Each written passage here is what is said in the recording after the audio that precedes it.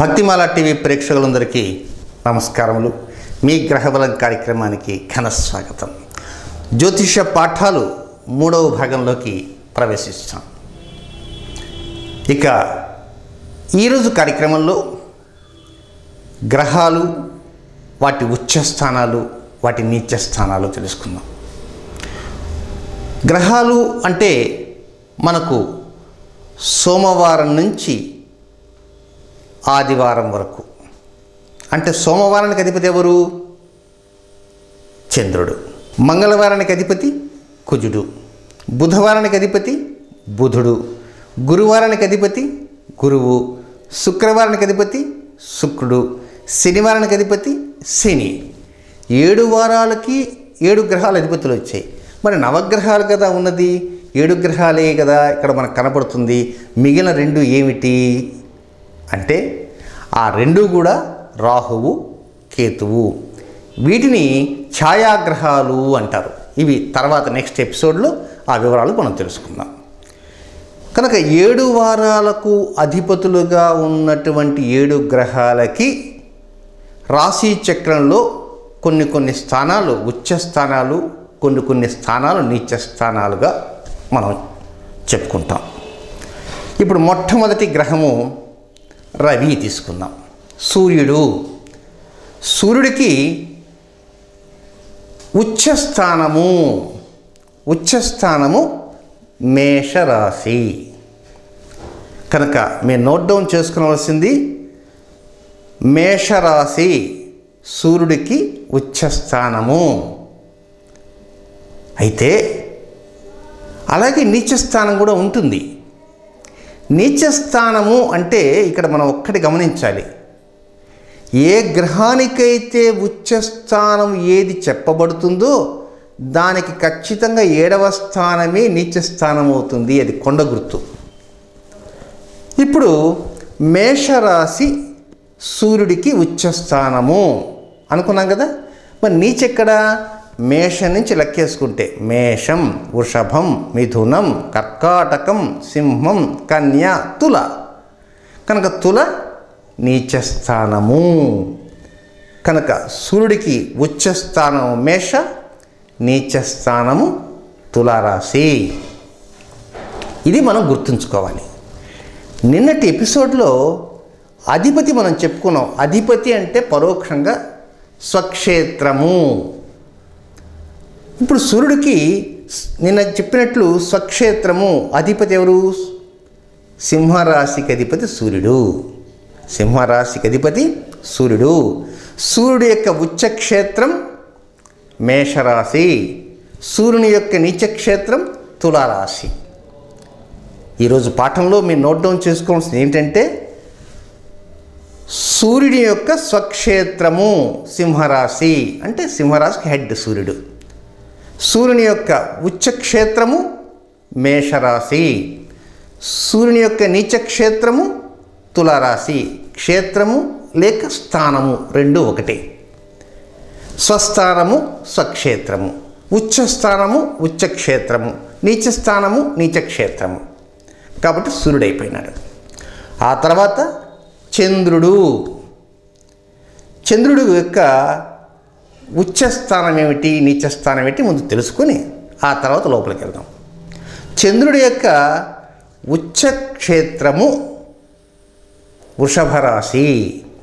వృషభం చంద్రుడికి ఉచ్చస్థానము లేక ఉచ్చస్థానము ఉచ్చక్షేత్రము. మన రూల్ ఏమిటి?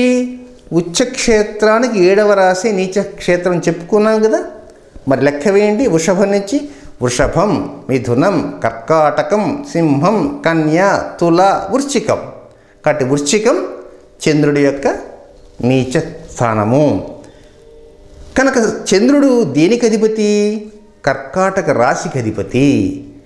సో కర్కాటక రాశికి చంద్రుడు అధిపతి.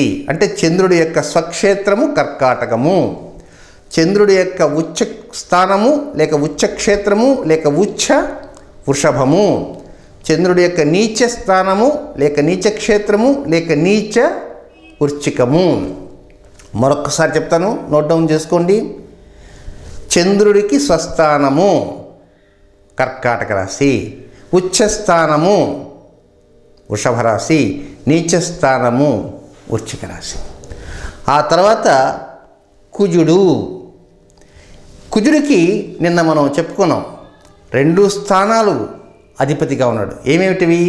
మేషం, వృశ్చికం. ఇక ఉచ్చస్థానం ఏమిటి కుజుడి కంటే? మకర రాశి కుజుడికి ఉచ్చస్థానము. మకరం నుంచి 7వ స్థానం నీచ అవుతుందిగా. మకరం నుంచి 7వ స్థానం అంటే లెక్కేస్తే మకరం, కుంభం, మీనం, మేషం, వృషభం, మిథునం, కర్కాటకం 7వ స్థానమే నీచస్థానం. సో ఫైనల్గా కుజుడు స్వక్షేత్రాలు 2 మేషం, వృశ్చికం. ఉచ్చక్షేత్రము లేక ఉచ్చస్థానము మకర రాశి, నీచస్థానము కర్కాటక రాశి. ఆ తర్వాత 4వ గ్రహము బుధుడు. బుధుడికి నిన్న మనం చెప్పుకున్నాం 2 స్థానాలకి అధిపతి. ఏవే స్థానాలవి? మకర రాశికి అలాగే కన్యా రాశికి 2 రాశులకి అధిపతి. కనుక బుధుడు అధిపతి మిథున రాశి, కన్యా రాశి. ఇక బుధుడు యొక్క ఉచ్చస్థానము కన్యా రాశి. కన్యా రాశి బుధుడికి ఉచ్చస్థానం. మరి నీచస్థానం కావాలంటే 7వ రాశి నీచస్థానం అవుతుంది. 7వ రాశి కన్యకి లెక్క వేయండి. కన్యా, తుల, వృశ్చికం, ధనస్సు, మకరం, కుంభం, మీనం. కాబట్టి మీనరాశి బుధుడు యొక్క నీచస్థానము.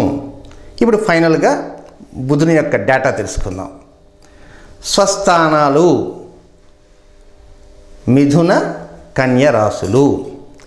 ఉచ్చస్థానము కన్యారాశి, నీచస్థానము మీనరాశి. ఆ తర్వాత 5వ గ్రహము గురువు. ఈ గురుగ్రహానికి నిన్నటి రోజున చెప్పుకున్నాం ధనస్సు, మీనరాశులకు అధిపతి. కనుక ఆ 2 స్థానాలు స్వస్థానాలు. ఏవేంటి ఆ 2? ధనస్సు మరియు మీనము. ఈ 2 కూడా స్వస్థానాలు. ఇక గురువుకి ఉచ్చస్థానం కర్కాటక రాశి. గురువు యొక్క ఉచ్చస్థానం కర్కాటక రాశి. దానికి 7వ రాశి నీచ అవుతుంది. కర్కాటక నుంచి నీచ లెక్క వేయండి 7. కర్కాటకం, సింహం, కన్య, తుల, వృశ్చికం, ధనస్సు, మకరం. మకర రాశి నీచస్థానం. కాబట్టి గురువు యొక్క డేటా ఏమిటి? స్వస్థానాలు ధనస్సు, మీనరాశులు. ఉచ్చస్థానము కర్కాటక రాశి, నీచస్థానము మకర రాశి. ఆ తర్వాత 6వ గ్రహము శుక్రుడు. ఈ శుక్రగ్రహానికి నిన్న మనం చెప్పుకున్నాం వృషభ, తుల ఈ 2 రాశులకి అధిపతి. కనుక స్వస్థానాలే వృషభ రాశి, తులారాశి స్వక్షేత్రాలు అంటాం. ఇక శుక్రుడికి ఉచ్చస్థానము మీనరాశి. మీనరాశి శుక్రగ్రహం యొక్క ఉచ్చస్థానం. మరి నీచస్థానం తెలుసుకోవాలంటే ఆ ఉచ్చకి 7వ ఇల్లు లేక 7వ గడి, 7వ రాశి. కనుక మీనం నుంచి లెక్క వేయండి. మీనం, మేషం, వృషభం, మిథునం, కర్కాటకం, సింహం, కన్య. కాబట్టి 7వ ఇల్లు, 7వ రాశి, 7వ గడి అది నీచస్థానము. కనుక శుక్రుడు యొక్క డేటాకి వెళ్దాం. ఏమిటి ఇవి? స్వస్థానాలు వృషభ, తుల రాశులు. ఉచ్చస్థానము మీనరాశి, నీచస్థానము కన్యారాశి. ఇక చివరి గ్రహము 7వది. వారాలలో చివరి వారం శనివారం కదా. ఆ 7వ వారం ఏంటంటే శనివారానికి అధిపతి శని. ఈ శనికి నిన్నటి 2వ రోజు పాఠాల్లో ఏం చెప్పుకున్నాము? మకర కుంభరాశులకు అధిపతి అని చెప్పుకున్నాం. అధిపతి అంటే ఆయనకి యొక్క స్వస్థానాలు అని. కనుక మకర కుంభాలు ఆయన స్వస్థానాలు. ఇక శనిగ్రహానికి ఉచ్చస్థానం తులారాశి. తులారాశి శనికి ఉచ్చస్థానం. తులారాశి ఉచ్చ అయితే నీచ 7వ గడి అవుతుంది, 7వ ఇల్లు అవుతుంది. తుల నుంచి లెక్క వేయండి. తుల, వృశ్చికం, ధనస్సు, మకరం, కుంభం, మీనం, మేషం. మేషం రాశి అనే గడి శనిగ్రహానికి నీచ స్థానము. సో ఫైనల్గా శనిగ్రహ డేటా వెళ్దాం. స్వక్షేత్రాలు లేక స్వస్థానాలు ఏమిటి? మకర, కుంభరాశులు. ఉచ్చ స్థానము తులారాశి, నీచ స్థానము మేషరాశి. కనుక మొత్తం 7 గ్రహాలకి ఉచ్చ స్థానాలు, నీచ స్థానాలు, స్వక్షేత్రాలు మనం తెలుసుకున్నాం. ఇప్పుడు మీరు డేటా అంతా నోట్ డౌన్ చేస్తున్నా కనుక ఇది కొద్దిగా కన్ఫ్యూషన్గా ఉన్నట్లుగా ఉంటుంది. రాహుకేతువులు కూడా ఉన్నాయి ఉచ్చ నీచ స్థానాలు. అది ఇప్పుడు వద్దు, అది తర్వాత ఎపిసోడ్లో చెప్పుకుందాం. అవి ఆ తర్వాత ఎపిసోడ్లో ఆ సమయానికి మాత్రమే చెప్పుకుందాం. కనుక నేను ఒక ఫైనల్గా ఒక అవుట్పుట్ లాగా చెబుతూ ఉంటాను, మీరు గమనిస్తూ ఉండండి. ఏమేం చెప్తానంటే గ్రహాలు, గ్రహం యొక్క స్వస్థానాలు, ఉచ్చస్థానాలు, నీచ స్థానాలు వరుసగా చెప్తా. ఒక్కసారి చెక్ చేసుకోండి. 1వ గ్రహం రవి, స్వస్థానము సింహరాశి, ఉచ్చస్థానము మేషరాశి, నీచస్థానము తులారాశి. 2వ గ్రహము చంద్రుడు, స్వస్థానము కర్కాటక రాశి, ఉచ్చస్థానము వృషభ రాశి, నీచస్థానము వృశ్చిక రాశి. 3వ గ్రహము కుజుడు, స్వస్థానాలు 2 ఉన్నాయి, అదొక స్వస్థానాలు మేష వృశ్చిక రాశులు. ఉచ్చస్థానము మకర రాశి, నీచస్థానము కర్కాటక రాశి. 4వ గ్రహము బుధుడు, బుధుడికి స్వస్థానాలు మిథున కన్య రాశులు. ఉచ్చస్థానము కన్యారాశి, నీచస్థానము మీనరాశి. 5వ గ్రహము గురువు, గురువు యొక్క స్వస్థానాలు ధనస్సు మీనరాశులు.